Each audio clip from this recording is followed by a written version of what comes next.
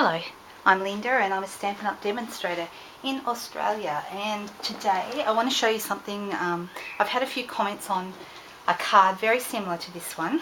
I'll show you first of all the finished card that got the comments online, and that was this one.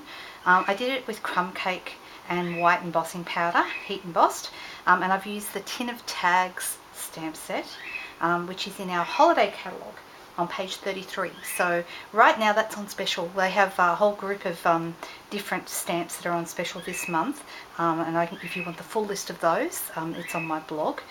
But the reason they're on special is because they're showcasing these awesome, don't know if you can see them, stitched framelits. Okay, so I'll get to those in a moment. First of all, I'm going to show you how I did the background, and I'm going to do it in a different colour today. So I'm going to do it in Pool Party. Pool Party is the base colour.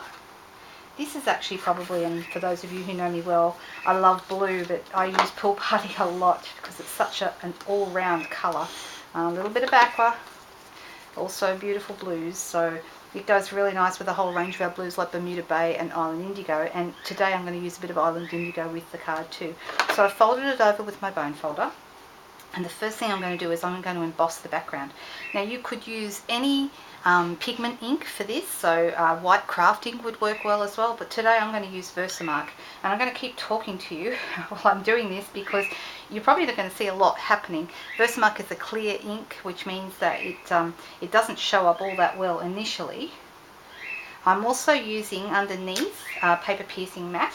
My poor old paper piercing mat, seen better days. I probably need a new one, but I'm going to cover the background of my stamp with paper piercing mat underneath. And the reason why I use this, and I use it a lot when I'm using photopolymer stamps, and the reason why is because when you use a rubber stamp, there's foam between the rubber and the block. So whether or not you're using clear rubber with clear blocks, or whether you're using rubber with wood blocks, either way there's foam there which gives you cushioning. However, when you're doing photopolymer stamps, you don't have the same level of cushioning because you've just got the stamp, the acrylic stamp, straight onto the block. So to give you a good stamping surface, I would always recommend that you have some sort of stamping mat underneath. Our paper piercing mat fits that bill really, really well. Oh, also, if you want to, you could have also gone over the background first with the embossing buddy. I always forget to do that. I just don't seem to be able to remember it for anything. I don't know why. I have one. It doesn't get much use though. My customers in classes always have to say, Linda, use your embossing buddy. And I usually forget. Okay, so not much happening there. Then what we're going to do is I'm going to use a little container for the excess. I'm going to use white embossing powder. You could use clear because we're going to use ink over the top like an Emboss Resist technique. But if you want the white snowflakes like what I've got on this card, then you're going to need to use white embossing powder. So I just put it in any small container, like a takeaway container will do. You should start to see the snowflakes coming out here. Can you see them? Okay, they start to become more clear when you start to pour the powder on because the powder sticks to the ink. I'm just going to you can be quite liberal with it because you're going to end up pouring this back into your little container. You use very little embossing powder. I'm trying not to put my fingers on the stamping, the bits that have been stamped, or the bits that have got powder. Now I have found also that it's quite common to get little bits of powder where you don't want them. That's what you're meant to use the embossing buddy for. So you'll understand that I probably have more than I would have if I had used my embossing buddy. Just a bit more here. I want to make sure it's good and covered. And give it a good old tap, which will help get rid of some of the excess. Sometimes I flick over the back a little bit as well. Alright. Then what I like to do before I heat it is I'm going to actually use a brush and just go over the bits that have obviously got too much embossing powder on it.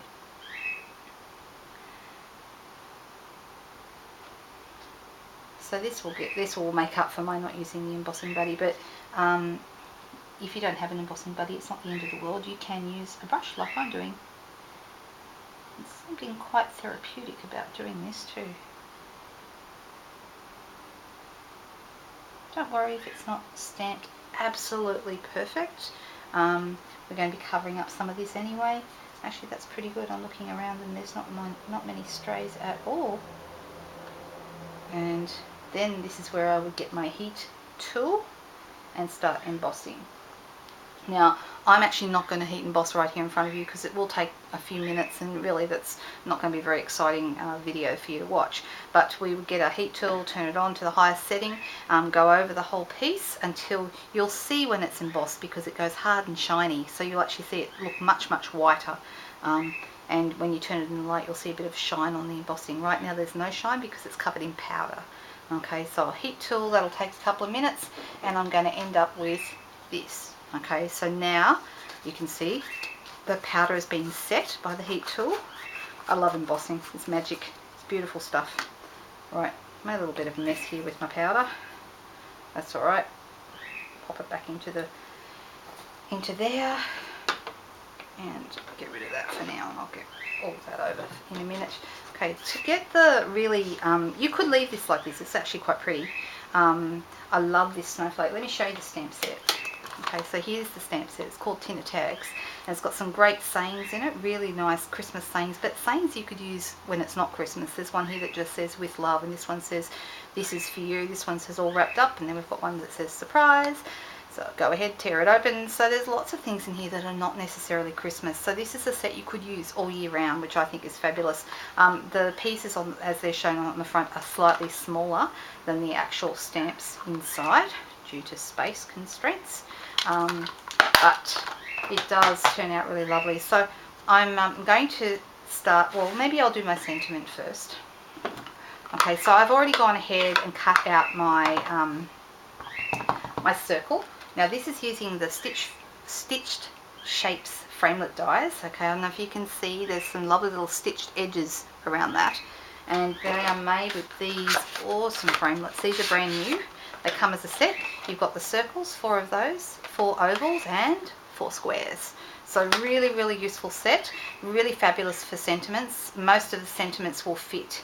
Not all, obviously, there's some really big ones that might not fit into the largest sizes, but a lot of the large majority of sentiments we have would fit inside those.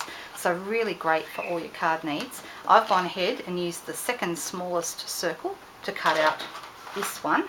And because these are photopolymer, I can actually go over the top, sorry about the back of my head there, and stamp that straight on to my piece. Okay, and the little stitch there just makes it look so finished. Usually I sponge around everything. These you don't need to so much. They already look like they're completely finished off, so they're really nice. All right. So what I'm going to do next is I've actually got myself a little bit of a sponge here, and I want to do a little bit of resist on this card. Even though I could leave it as it is, I'd actually like to get a little bit more more of a dramatic effect. So I'm going to start with a sponge. I'm going to make sure I've got the ink I want, in this case Island Indigo, and I'm just going to start doing a small circle, start in the middle and work my way out. Now how much I do this is completely up to me. If you want quite a light effect, then you could either choose a lighter colour or just don't do as much sponging. I could be a lot more dramatic than what I am. For this one I used soft suede on the crumb cake base, and the soft suede looked really nice in the middle of those circles, and once again I haven't been particularly dramatic with that. So I'm going to do all of these. It doesn't take very long. You can see it's such a nice effect for a quick background. Really nice. And what's really good is that the embossing that you've done resists the ink, so that your pattern comes through really beautifully. A bit more. A little bit more. So how much you do is completely up to you. Just keep going until you think, yep, I like it. It's enough already. Right. A little bit more in this one. Now the other thing is, if you have a tissue or a clean bit of sponge, just go over them once you're done, because you want to make sure that there's no darker ink sitting on the white. So a tissue or a bit of clean sponge. Right, and that's how that looks. Isn't it pretty? It's really nice. It's come a long way since the start. Alright, so that gives it a little bit more drama. Now I'm going to be putting my Joy to the World right here on my card, okay? And you know the other thing that's awesome about this card? Almost no preparation. All I did was cut out a circle and cut a piece of A4 cardstock in half to create my card. I mean, that's super, super easy. But something I really do like to do is I like to layer ribbons on a card. This is just a little thing I love to do. You could just use one, you could use a little bit. In this case I used 2 ribbons and a strip of gold glimmer paper. With these colours I think it lends itself more towards silver, so I'm going to cut myself a little bit of silver satin ribbon.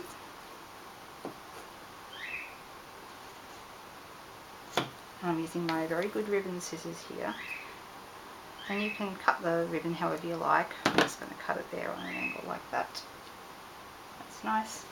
And then I might also put this one over the top of that. And I'm going to cut that off on an angle too. You could also flag the ends or whatever you want to do, really. Right. When it comes to sticking ribbon, I would probably use either snail. Snail's alright for this kind of ribbon, but I probably want to use something a bit stronger like tape or fast fuse on the back of this. So I'll just show you how it's going to go.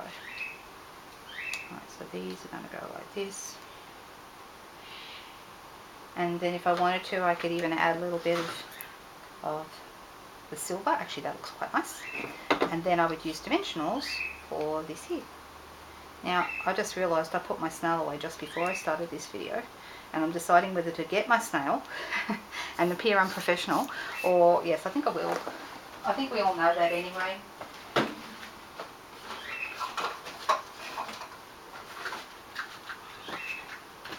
There we go. I'm sorry. I should have everything ready before I started. I missed one thing. Oh dear.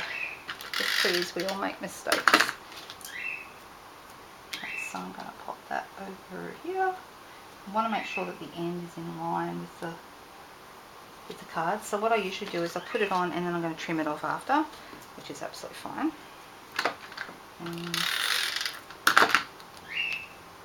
Maybe fast fuse would have been better for this, but that's okay. And I think a little bit of this silver ribbon would be really nice because it's quite shiny. We like shiny stuff. Listening to my cockatiel make lots of noise in the background if you can hear him. He likes to call out when I'm doing something important, like making a video. And the kids will be home from school soon, so I'm just trying to get it all in before the day goes crazy. Okay, now I'll line that up. Okay, now I usually prefer to put a sentiment on with dimensionals just to give it a little bit of height, which makes it look a little bit more outstanding.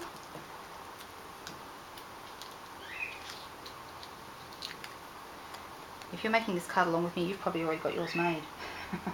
Well, I went and fetched my snail. Right. Okay.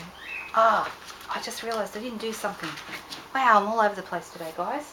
Alright, I want to show you. This is a really cool thing. It's a little bit in at the moment. Take that off. Alright, this is something that I find adds just a cute little bit of interest to your cards, and that is using some metallic thread. Okay, and we're going to wind it around 3 or 4 fingers, doesn't really matter, and keep going until you've got kind of a little bit of, you can kind of see it, and it might be, I don't know, about 8 winds around. It doesn't really matter, there's no set number. Okay, then we're going to cut that off and carefully take it off your fingers, so it's probably hard to see. So it is kind of like a loop of metallic thread, and then I put it behind my piece here on those dimensionals that I've already put on. Now don't panic if there's any bits hanging off. It's meant to hang off and kind of be interesting. And then just put the whole thing down. Okay, and those little bits, if there's any bits you don't like where they are, you can either trim them off or you can poke them under, whatever works for you. But that's how it is. I hope you like the card. Sorry I'm a little bit all over the place today. Just proves anyone can make cards, and you can too. See ya. Bye bye.